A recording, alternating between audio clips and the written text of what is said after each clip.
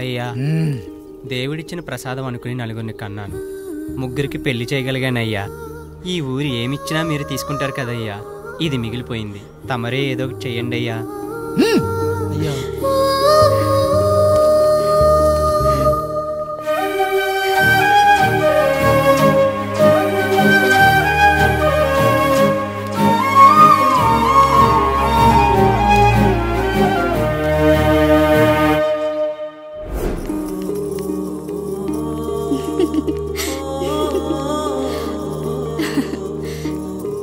ఈ ఇల్లు, ఆస్తి, ఇంత గొప్ప భర్త, పిల్లలు, చాలా ఆనందంగా ఉందండి. కానీ నాకు ఒకటే లోటు, మన తర్వాత మన పిల్లల్ని చూసుకోవడానికి వీళ్ళకొక అన్నయ్య కావాలండి. అచ్చం మీ పోలికలతో వీళ్ళకొక అన్నయ్యని కందామండి. నువ్వు అడిగితే కాదనగలనా?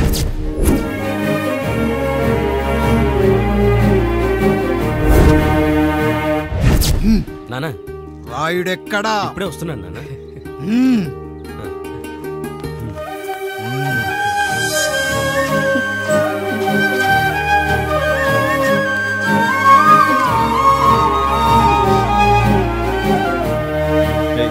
చూడరా, మీ అన్న మీద పగ తీర్చుకోవడానికి నీకు ఇదే సరైన సమయం. పర్లేదంటావా? ఏం పర్వాలేదు. అయ్యా. ఎరా రంగా, ఏం కావాలో అడగరా. నీకంటూ ఏమి ఇవ్వలేదు, నువ్వు ఏమి అడగలేదు, చెప్పరా. మా అన్నకు నాకు పడట్లేదయ్యా. తోడ పుట్టినవాడని చాలా సహించాను. అడ్డమైన దానాలు చేసి ఆస్తి మొత్తం పోగొట్టాడు. ఇప్పుడేం కావాలరా? కొద్దిగా ఈ కత్తి తీసుకొని వాడిని చంపి పెట్టండి అయ్యా.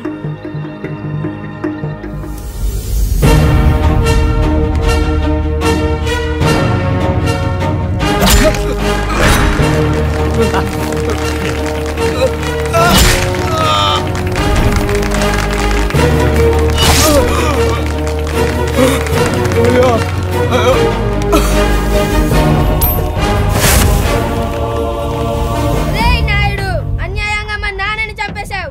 గుర్తుంచుకో, ఈ నాయుడి కొడుకు నీ కుటుంబం పాలిట సైనికుడిగా మారబోతున్నాడు. నిన్ను, నీ కొడుకుని, ఆడికి పుట్టబోయే కొడుకుని, అందరినీ లేపేస్తా.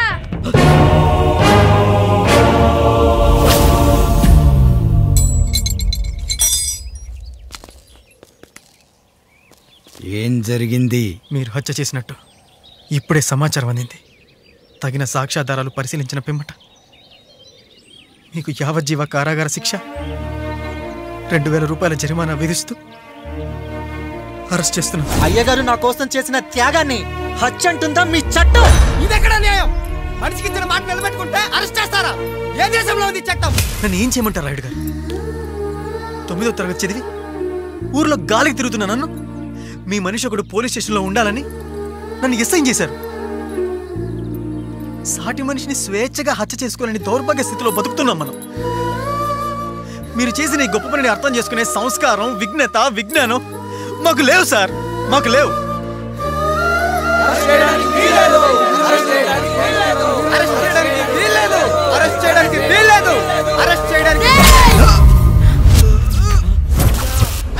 నాయుడు గారు,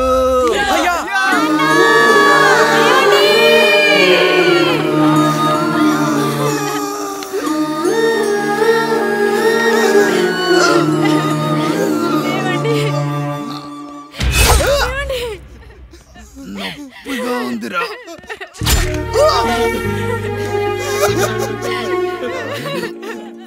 సుధా, నేను లేకుండా ఎలా ఉండగా? పర్వాలేదండి, బిడ్డలతో నేను ఉండిపోతాను. అయ్యో, ఈ పాడు సమాజం నిన్ను మనశ్శాంతిగా బతకనివ్వదు. ఇంతమంది పిల్లల్ని చూసుకుంటూ భర్త లేకుండా ఎలా బతకగలం?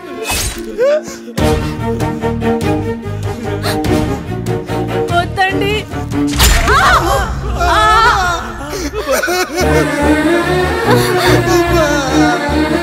రాయుడు, బిడ్డలు జాగ్రత్త. ఈ రోజు నుంచి వీళ్ళంతా నీ తమ్ముళ్ళు, చెల్లెళ్ళు కాదు, నీ బిడ్డలు.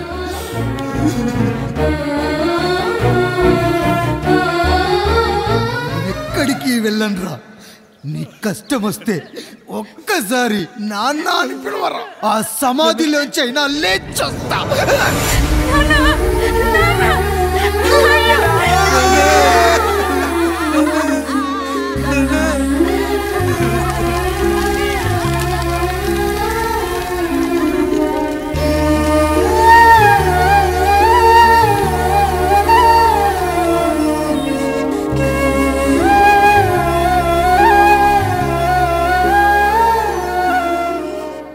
ఇందు మూలంగా 50 మందికి తెలియజేయనిదేమనగా ఊరికి కొత్తగా వచ్చిన యాండ్రాయిడ్ తన తండ్రి పెదరాయుడు అని ఆస్తిలో వాటా పంచమని రచ్చబండిని ఆశ్రయించడం వలన గ్రామ పెద్దలందరూ రేపు 11 గంటలకు రాయుడు గారి ఇంటికి రావాల్సిందిగా కోరుచున్నాము.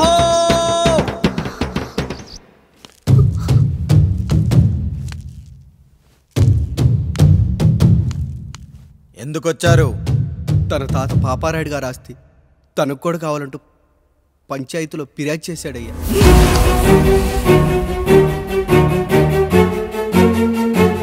మస్తా గారు ఆ దస్తావేజులు ఇవ్వండి. అయ్యా మరి మా సంగతి ఏంటి? అడగరేంటి? అవునన్నయ్యా, ఈరోజు మీ పన్మేష్ కొడుకొచ్చాడు, రేపు ఆ పాలదాన్ కూతురు వస్తుంది. ఇలా వచ్చినోళ్ళంతా మీ సంతానమేని తెలిసాక అదిగో ఆ కాముడు చెప్పినట్టు మా ఆయన వాటా కిందో బాత్రూము, నాకో సబ్బు బిల్ల, నా పుట్టబోయే బిడ్డకు ఒక బొట్టు బిల్ల, ఇదే మిగులుతుంది. అయినా ఊరి జనాభా కన్నా అన్నయ్య పిల్లల సంఖ్య ఎక్కువైపోతుంది. వాళ్ళందరూ ఇంటి మీదకి వచ్చే లోపు మా ఆస్తి మాకు ఇచ్చేస్తే మా బతుకులు మేము బతికేస్తాంగా. అవునన్నయ్య, మా ఆస్తి మాకు కావాలంతే.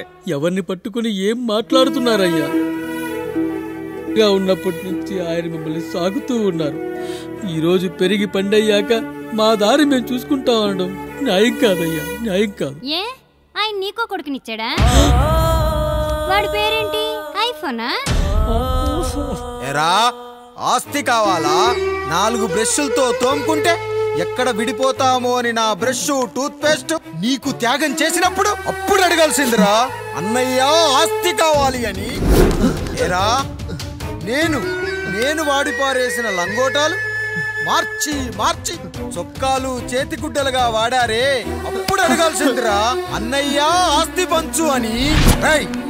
నువ్వు 6 నెలల పసిగందుగా ఉన్నప్పుడు పాల కోసం ఏడుస్తుంటే నిన్ను తీసుకెళ్లి పసుల దొడ్లో కట్టేశానే, అప్పుడు అడగాల్సిందిరా అన్నయ్య నాకు ఆస్తి కావాలి. మా తండ్రి గారు పాపారాయుడు పోలికలు నాకు, నా పోలికలు ఆండ్రాయిడ్కి.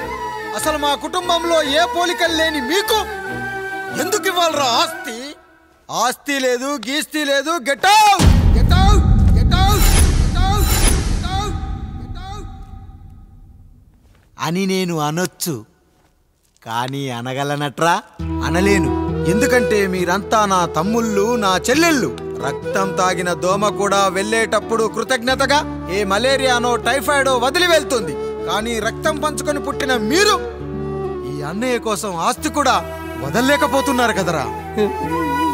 గుమస్తా గారు, నా యావదాస్తి నా తమ్ముళ్లకు చెల్లెళ్లకు వాళ్ళ పేర్ల మీద రాయండి.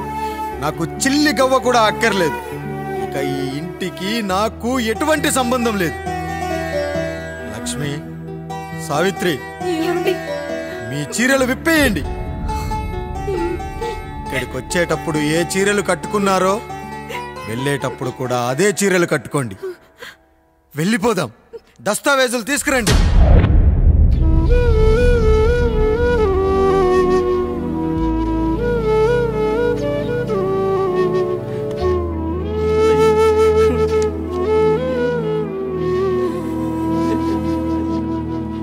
ఇక ఈ ఇంట్లో నా పేరు వినపడితే నా తమ్ముళ్ళు చెల్లెళ్ళు బాధపడతారయ్యా.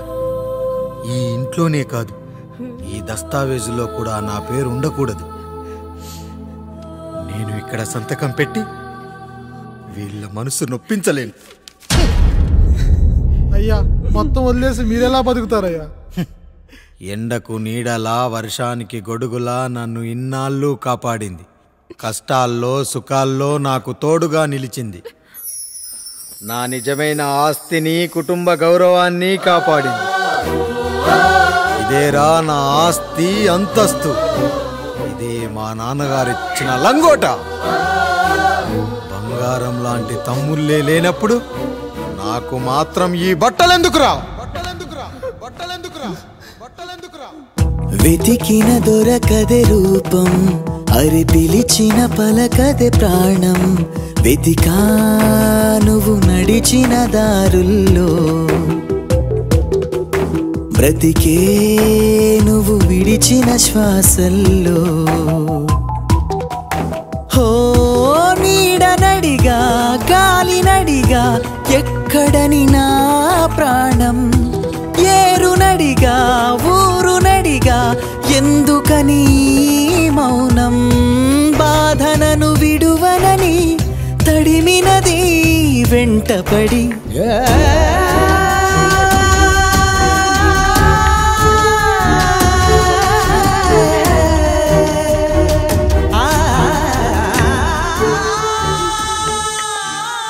ఏమండి, పప్పులో మీ చెమట పడుతుందండి. ఇడ్లీలో 2 చెంచాల ఉప్పు తగ్గించు లక్ష్మి. ఎలాగో మనం పేదోళ్ళమే కదా, కనీసం ఉప్పు ఖర్చు అయినా తగ్గుతుందనుకో.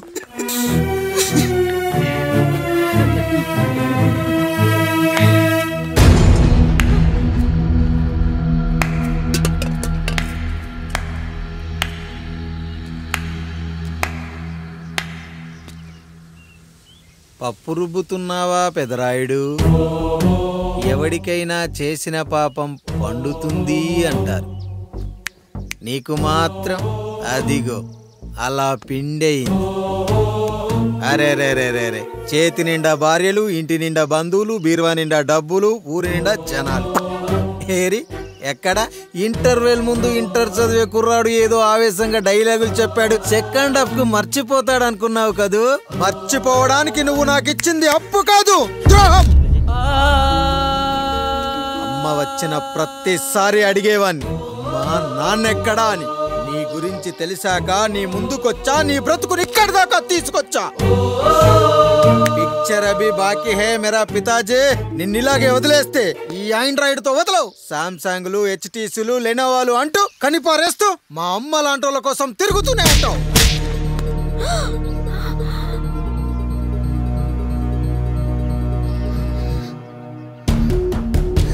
అమ్మా అమ్మా, ఛీ, నన్ను అలా పిలవకురా. ఎవరిని పట్టుకొని ఎన్ని మాటలు అంటున్నావురా? రాయికి వరమిచ్చిన రాముడు దేవుడైతే, ద్రౌపదికి చీరిచిన కృష్ణుడు దేవుడైతే, నాకు బిడ్డనిచ్చిన ఆయన కూడా దేవుడేరా. ఏంటి, ఇలానే వదిలేస్తే బిడ్డల్ని కంటూ వెళ్తాడా? అసలు ఆయన కంటూ సొంతంగా ఒక్క బిడ్డ కూడా లేడు.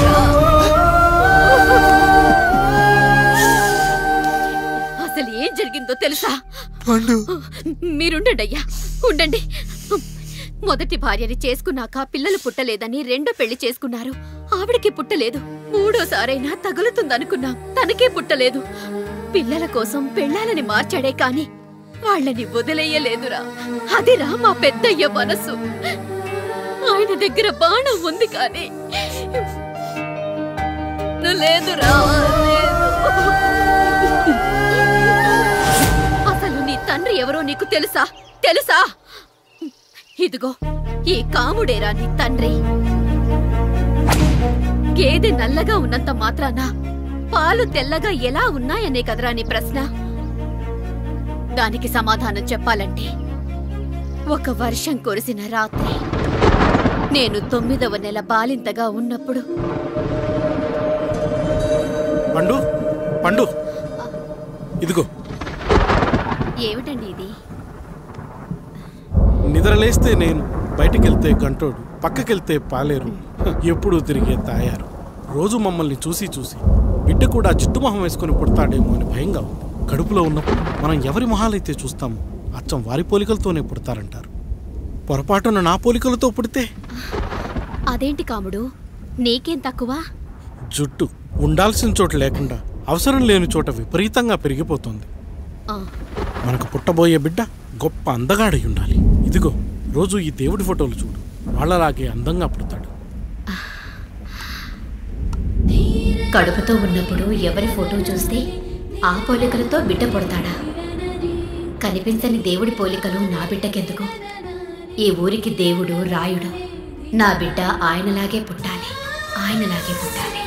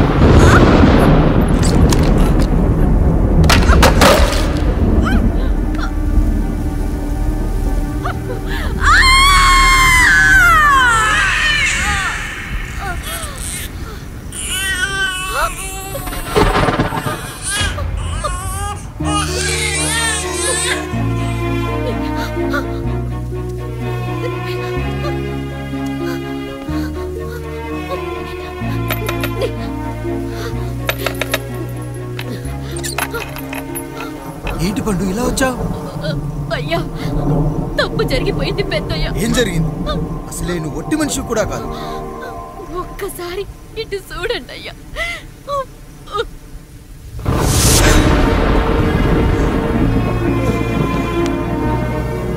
వీడేంటి అచ్చం నాలా ఉన్నాడు? అసలేంటి, ఎందుకు ఇలా జరిగింది? నువ్వు ఎప్పుడైనా చీకట్లో పంపు సైడ్ దగ్గరికి వచ్చావా?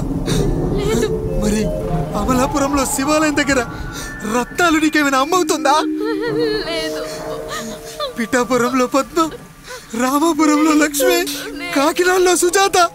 అయ్యో దేవుడా, అసలు ఇదంతా ఎలా జరిగింది పండు? అయ్యా, ఇదంతా కాముడి వల్లే అయ్యా, కాముడి వల్లే. కాముడా? కాముడు కుటుంబానికి నాకు ఏం గుర్తు రావట్లేదే. ఎన్నని గుర్తు పెట్టుకోగలను నేను మాత్రం. అయ్యా, అది కాదయ్యా.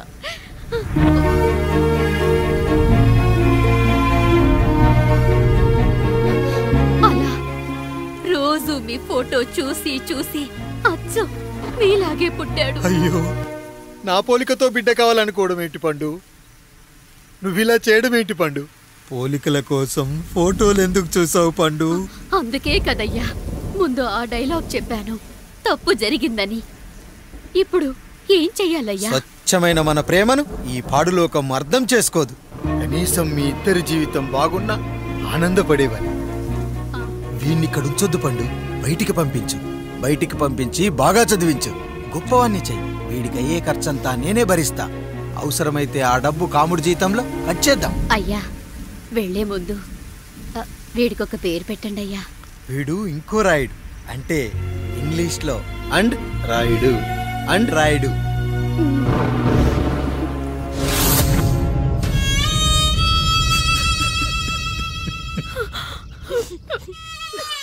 ఇది రా నీ కథ, నా గతం. నిన్ను చదివించడం కోసం ఆయన మీ నాన్న జీతంలోంచి నెలకి 3000, 4000 కోసేసిచ్చేవారు.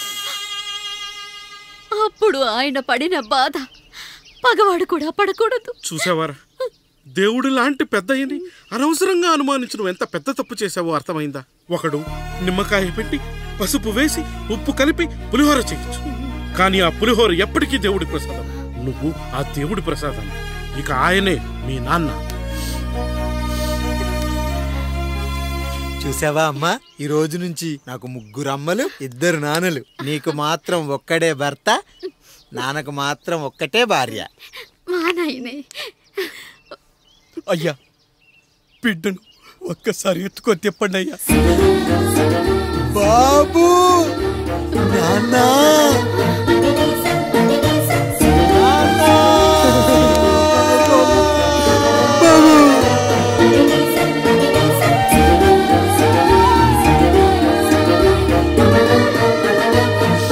నన్ను క్షమించు నాన్న. ఇప్పటికైనా నిజం అర్థం చేసుకున్నావు. అది నాకు చాలురా, చాలు. చాలదు నాన్న, నిన్ను ఏలెత్తి చూపిన జనంతో చెయ్యెత్తి దండం పెట్టించాలి. అన్నయ్య కంటే ఆస్తు ముఖ్యమనుకున్న మన కుటుంబానికి గుణపాఠం నేర్పించాలి. ఇక నాకు వదిలే నాన్న, నేను చూసుకుంటా.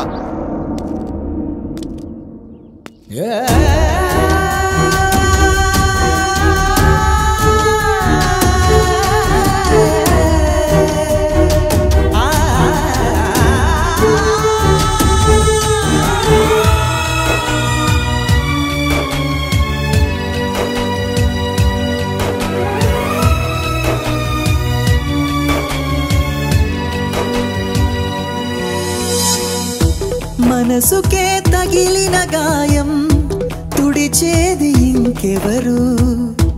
మనిషిలో పెరిగిన ద్వేషం తొలచేది ఇంకెవరు? గుండెలో పగిలిందా కన్నీటి పర్వతమే, ఓదార్పు కరువయ్యే బంధాల సంద్రములో. జాలి లేదు, కరుణ లేదు, ఈ స్వార్థ మనుషుల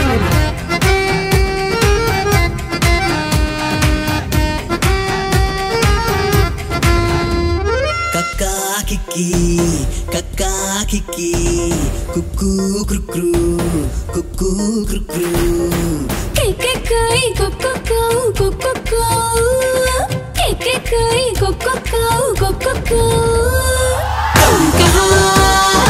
కమ్ కహా